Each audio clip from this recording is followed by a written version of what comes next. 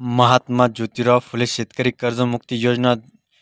2019 अंतर्गत प्रोत्साहनपर लाभ या योजनेअंतर्गत अल्पमुदत पीक कर्जाची पुनर्ता परतफेड केलेल्या शेतकऱ्यांना पीक कर्जाच्या रकमेवर जास्तीत जास्त 50,000 रुपयांपर्यंत प्रोत्साहनपर लाभ देण्यात येतो। तथापि कोल्हापूर जिल्ह्यातील ऊस पिकासाठी एका आर्थिक वर्षाकरिता 2 वेळा पीक कर्ज घेऊन योजनेच्या निकषानुसार त्यांची विहित मुदतीत परतफेड करणाऱ्या शेतकऱ्यांना या योजनेचा लाभ मिळण्याबाबत लोकप्रतिनिधींनी केलेली विनंती विचारात घेऊन केवळ कोल्हापूर जिल्ह्याकरिता शासन कार्यनियमावलीमधील कलम 29 तरतुदीनुसार योजनेच्या 29/7/2022 शासन निर्णयातील योजनेचा तपशील यामध्ये नमूद असलेल्या मूळ तरतुदीमध्ये मान्यता देण्यात आलेली आहे। सन 2017-18 या वित्तीय वर्षात घेतलेल्या अल्पमुदत पीक कर्ज 30 जून 2018 पर्यंत पूर्व परतफेड केलेले असल्यास सन 18 ते 19 वित्तीय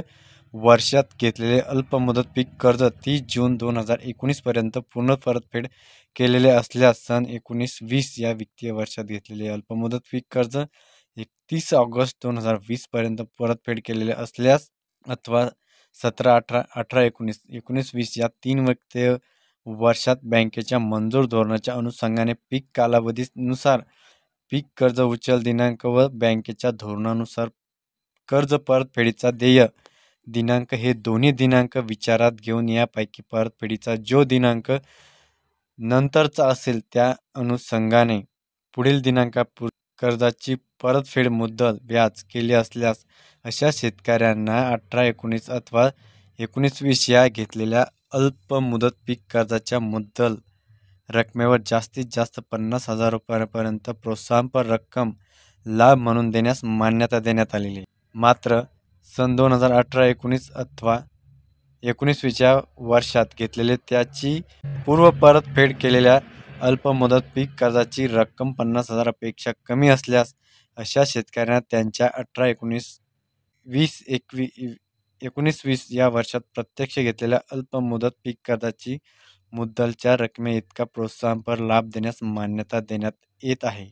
त्यामुळे आज 5 मार्च 2024 रोजी शासन निर्णय निर्गमित करून याला मंजुरी देण्यात आलेली आहे। त्यामुळे अंशतः बदलानुसार युक्त योजनेअंतर्गत नव्याने पात्र ठरणाऱ्या कर्ज खात्याच्या पीक कर्ज उचल दिनांक व कर्ज परतफेड दिनांक याबाबत सहकार विभागाच्या अधिरिक्ताखाली क्षेत्रीय कार्यालयातील कार्यरत लेखापरीक्षकाकडून तपासणी करून व त्यांनी तसेच प्रमाणित केलेल्या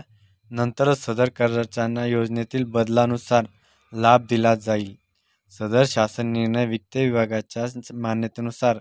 वित्त विभागाकडील अनौपचारिक संदर्भ क्रमांक सहित मिळालेल्या आहेत। त्यामुळे येणाऱ्या काळात जे ऊस उत्पादक शेतकरी त्यांनी पीक कर्ज घेतलेले अशा शेतकऱ्यांसाठी हे महत्त्वाचं अपडेट होतं। माहिती आवडल्यास नक्की शेअर करायचं। तोपर्यंत जय हिंद, जय महाराष्ट्र।